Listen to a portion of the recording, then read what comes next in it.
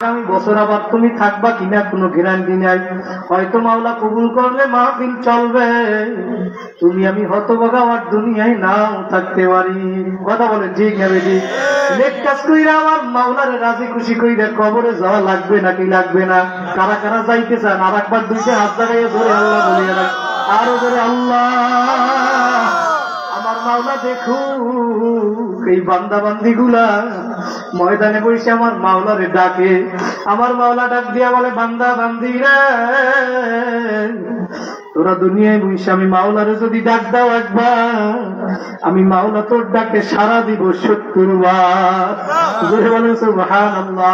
আমার মাওলা ডাক দিয়া বলে, বান্দা বান্দি উদউনি আস্তাজিব লাকুম, তুই আমারে ডাকতে দেরি, আমি মাওলা তোর ডাকে সারা দিতে দেরি করব না।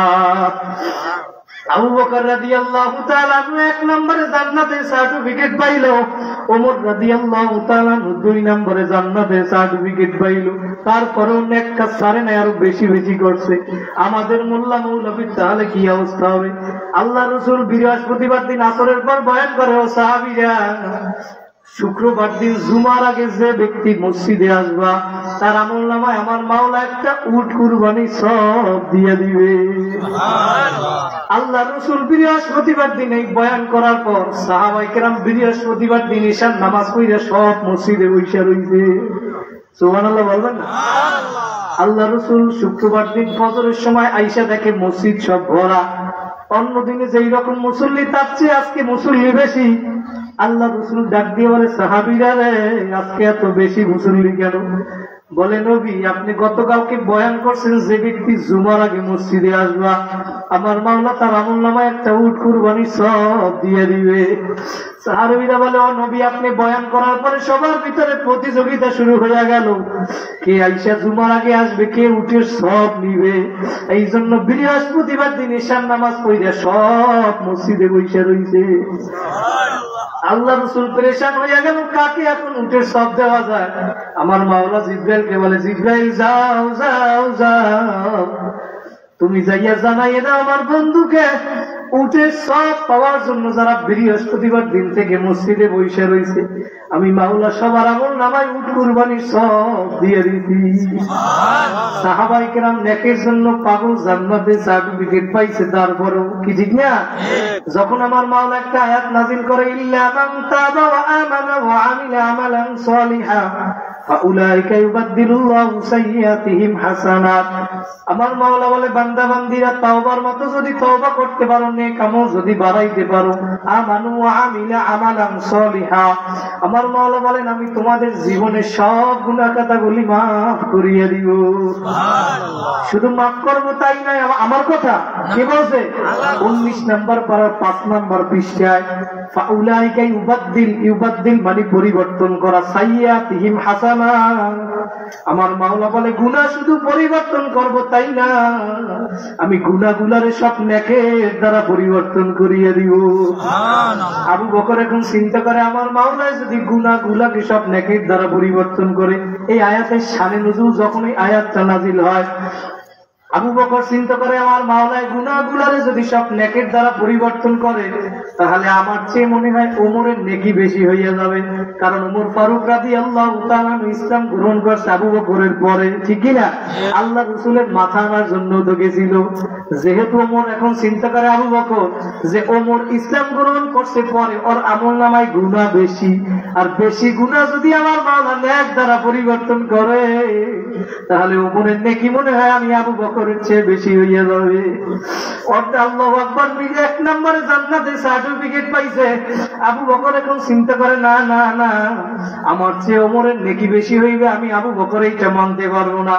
এবার গিয়ে আবু বকর ওমরের কাছে বলে, ওমর তোমার নেকির সাথে আমি আবু বকরের নেকি পরিবর্তন করতে চাই। সুবহানাল্লাহ।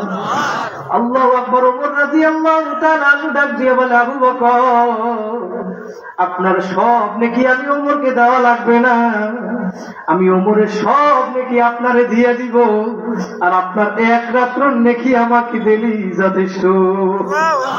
সে আবু বকর ওমর কেমন ছিল, নেকের প্রতিযোগিতা দিছে, পাল্লা দিছে, আর আমরা এখন আকামের প্রতিযোগিতা দেয়, গুনার প্রতিযোগিতা দেয়, কার চেয়ে কে বেশি গুনার কাজ করতে পারে, ঠিক কিনা?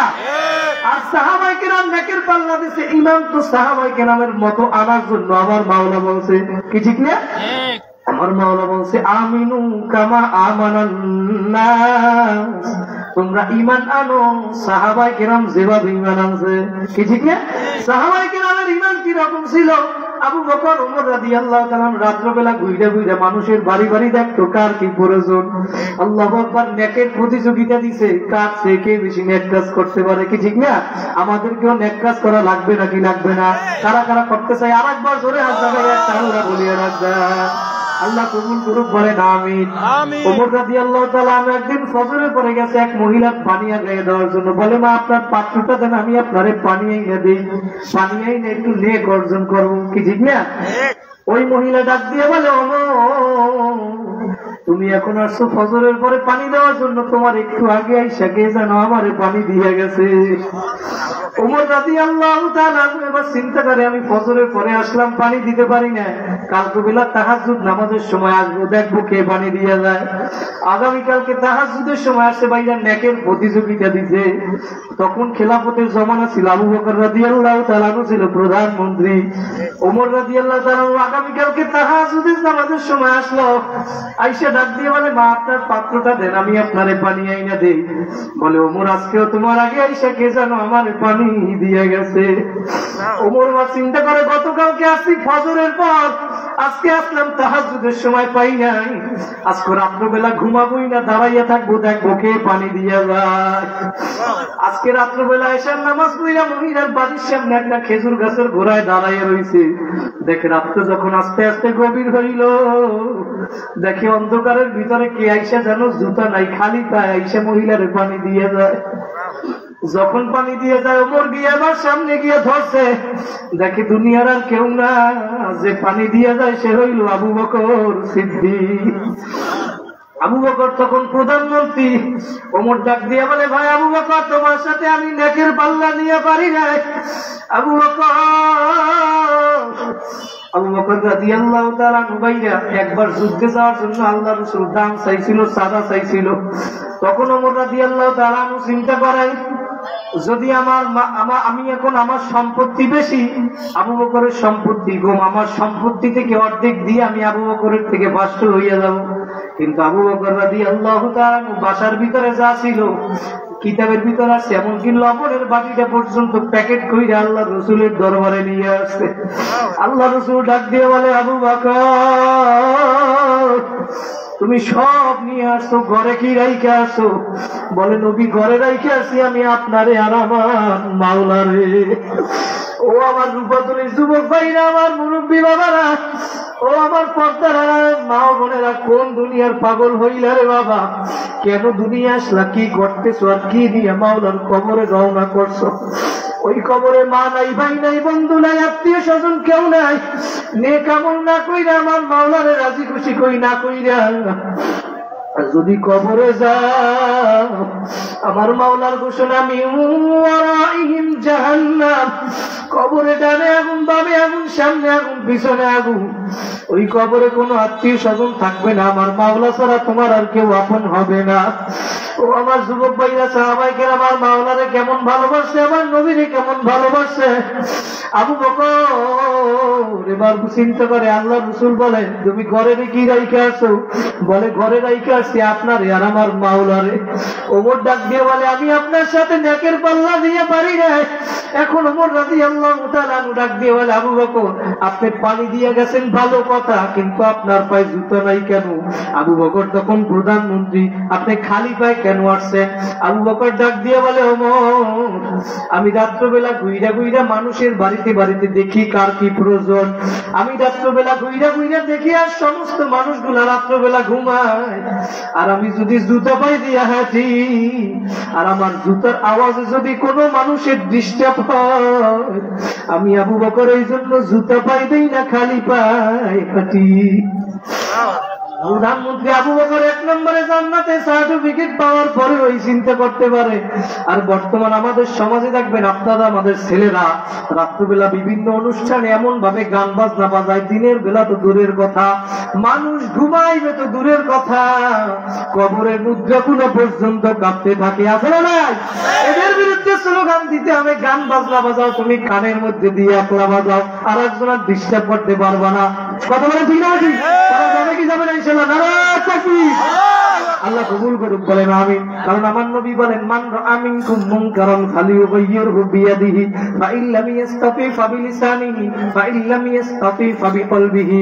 তোমাদের ভিতরে যখন কোনো খারাপ কাজ হয়, গর্হিত কাজ হয়, তখন যদি তোমার শক্তি থাকে হাত দ্বারা পরিবর্তন করো, না পারলে জবান দ্বারা করো, তাও যদি না পারো অন্তর দ্বারা পরিকল্পনা করো কিভাবে পরিবর্তন ঘটানো যায়। ঠিক না?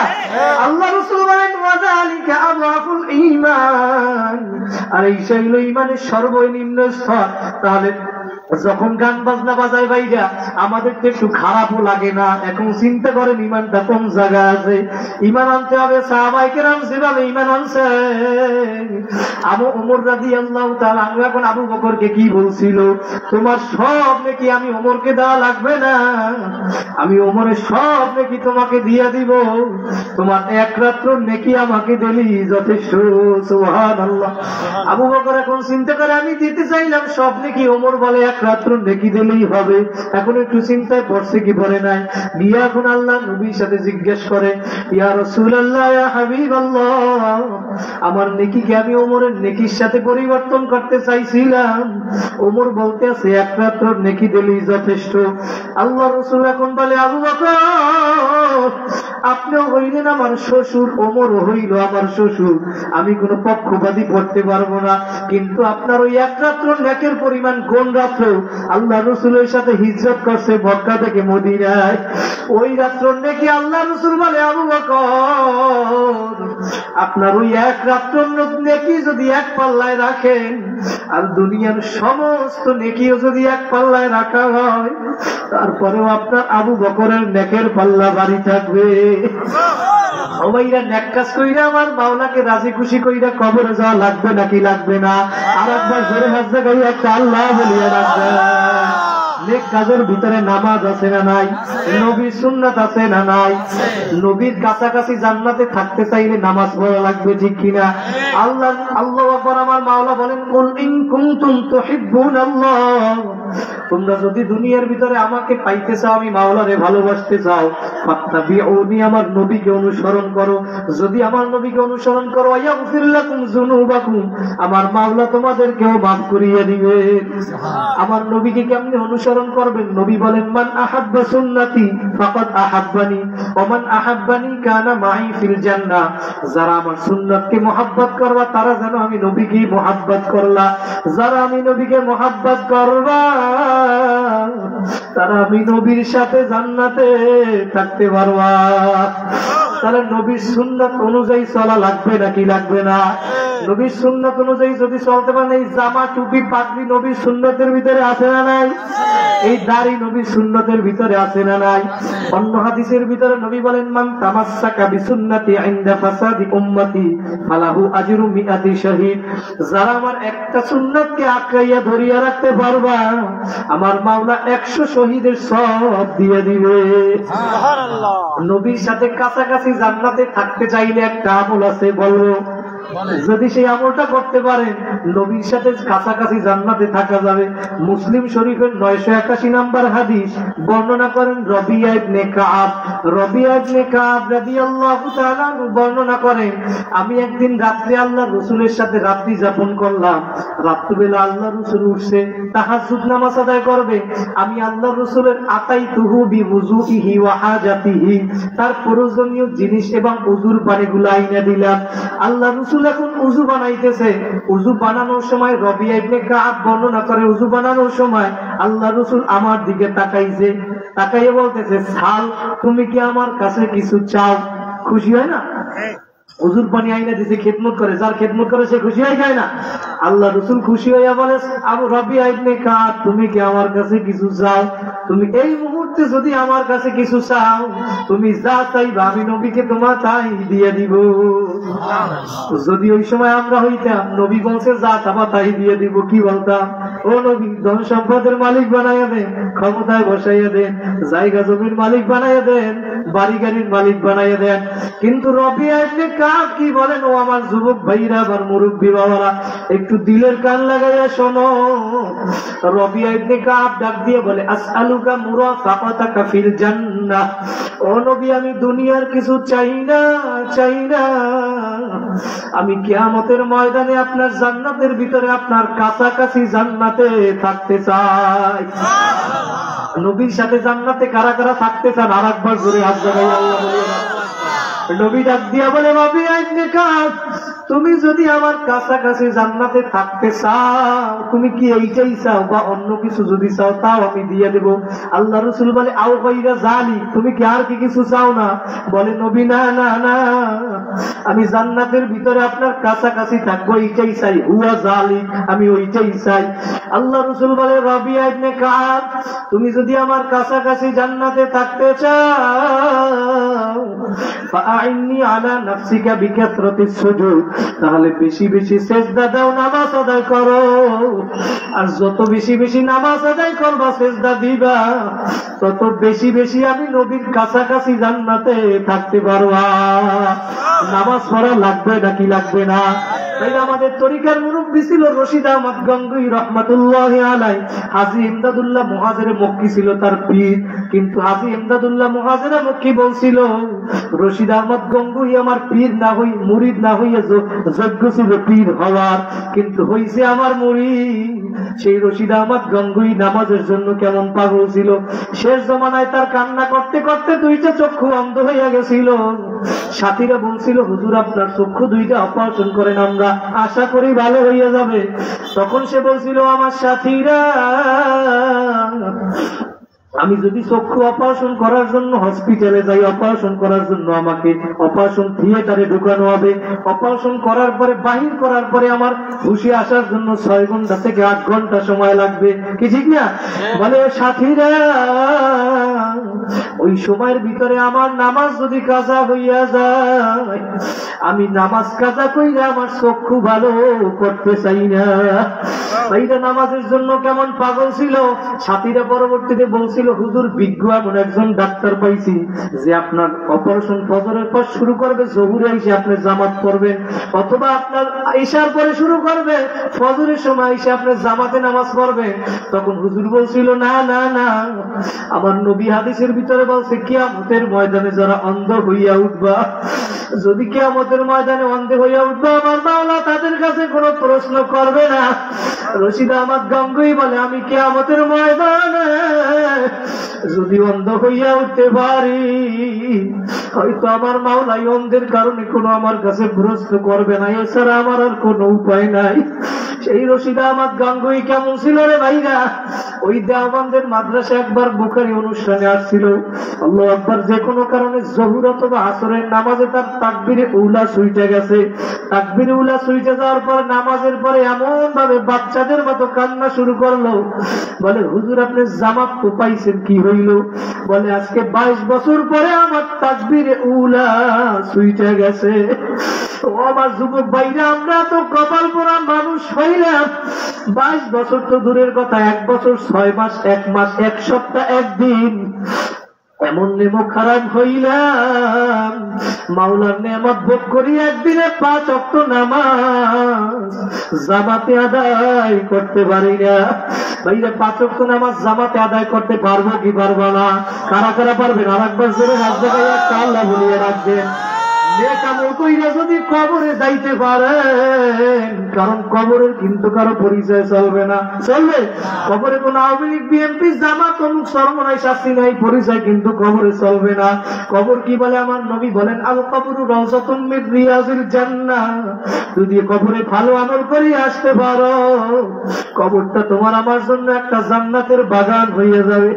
আর যদি ভালো আমল কইরা কবরে না যাও, কবরে যাও, যদি মাওলার নাফরমানি কইরা বেনামাজি হইয়া যদি কবরে যাও, নবী বলেন আও হুফরাতুম মিন হুফারিন নার, ওই কবরটা একটা জান্নাতের গর্ত হইয়া যাবে, জাহান্নামের গর্ত হইয়া যাবে।